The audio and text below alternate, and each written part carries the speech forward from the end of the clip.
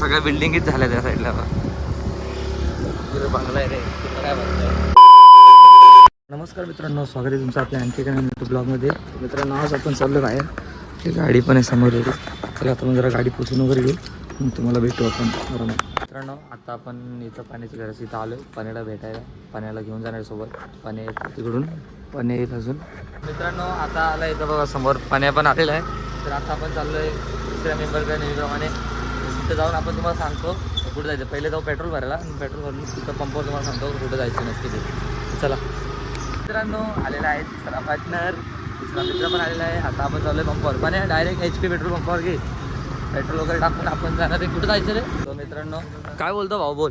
तर मित्रांनो, इथं पेट्रोल वगैरे भरतात मस्त की.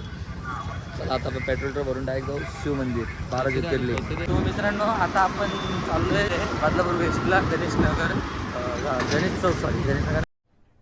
अरे कहना क्या चाहते हो. गणेश चौक अंजरली तिकडे तर 12 ज्योतिर्लिंग वरती मंदिर आहे. माहिती नाही जास्त बदलापूरची लोकांना माहिती नाही, आपल्याला माहिती नाही. तर आपण चाललो आहे हिडन लोकेशन, प्रणय रेणूसेंनी सुचवलेलं लोकेशन आहे. चला आता आपण नाही जाऊ. सो मित्रांनो, आता आपण आलो इथं गणेश चौकात. हा बघा आहे समोर गणेश चौक. इथून आपण आलो ना सरळ आपल्याला जायचं आहे. इकडं जातो, इकडं चर्चला रोड जातो आणि इकडं अंबरनाथ साईडला जातो. आपल्याला सरळ सरळ जायचं इकडून सरळ. ही चढण तुम्ही चढले ना, चढण चढल्यावर हे मंदिर आहे. हां, हे मंदिर चढले ना गणेश साईड, तिथून डायरेक्ट बघा अरे बघा हे मंदिर आहे. त्या मंदिराच्या सरळ सरळ जायचं तुम्हाला. हा पाठचा रोड आहे मित्रांनो, हा पाठच्या साईडचा रोड आहे. ही बिल्डिंग लक्षात ठेवा, गणेश साईडच्या इथून सरळ त्या साईडला असं आहे.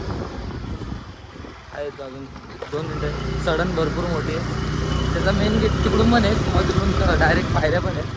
आपण डायरेक्ट इकडून आलो, कारण मागच्या शॉपला इकडूनच आलो. बघा समोर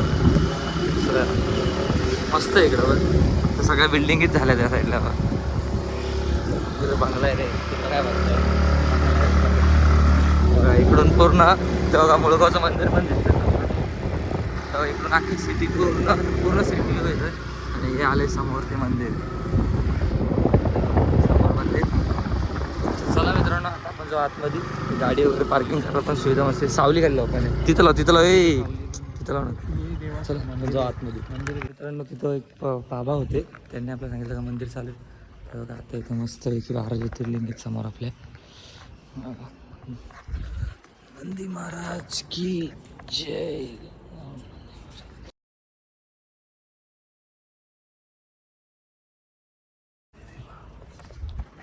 चला मित्रांनो, आता आपण दर्शन घेऊ.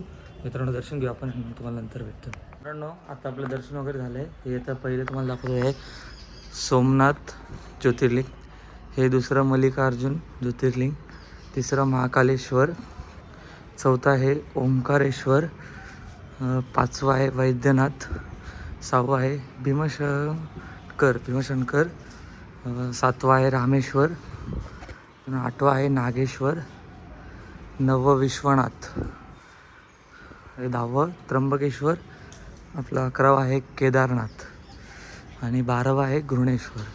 सो मित्रांनो, मस्त एकदम वातावरण वगैरे भारी. दर्शन घ्या आपल्या शंकर भगवानचं. खूप मस्त दर्शन होतं मित्रांनो.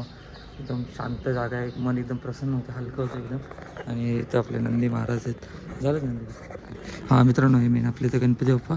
तर मित्रांनो, आता झाले दर्शन वगैरे. इकडं मंदिर आहे, मस्त दर्शन वगैरे झाले. आणि समोर बघा आपली बदलापूर सिटी. इथून एक नंबर व्ह्यू होतं. समोर पूर्ण बदलापूर सिटी आहे, बघू शकता. आणि इकडं हे आपली गाडी पण तयार आहे. तर चला आता आपण जाऊ. तर त्याचं काय बँकेत काम आहे, सो ते करू, तिथून बघू पुढे. नमस्कार मित्रांनो आणि हर हर महादेव. तर मित्रांनो, आता आपण जे 12 ज्योतिर्लिंगला गेलो होतो बदलापूर त्या मंदिरात, तर मी त्या मंदिराबद्दल थोडीशी तुम्हाला माहिती सांगू इच्छितो.